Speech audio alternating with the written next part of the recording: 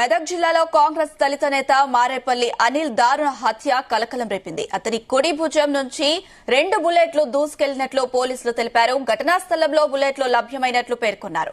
అయితే ఇది హత్య, ఆత్మహత్య అనే కోణంలో పోలీసులు విచారణ చేపట్టారు.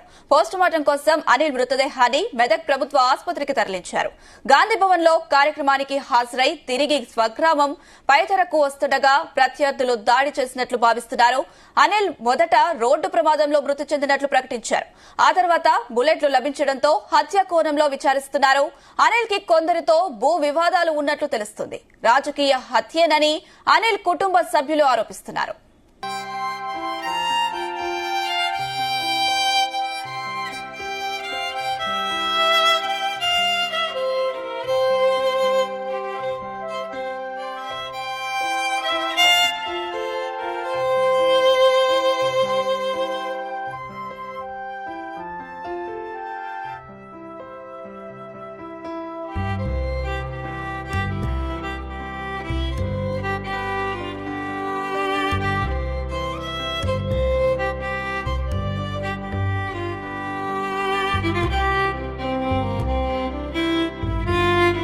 ताज़ा तरीन वीडियोस के लिए आप हमारे चैनल को सब्सक्राइब करें और देखते रहें पैगाम टीवी।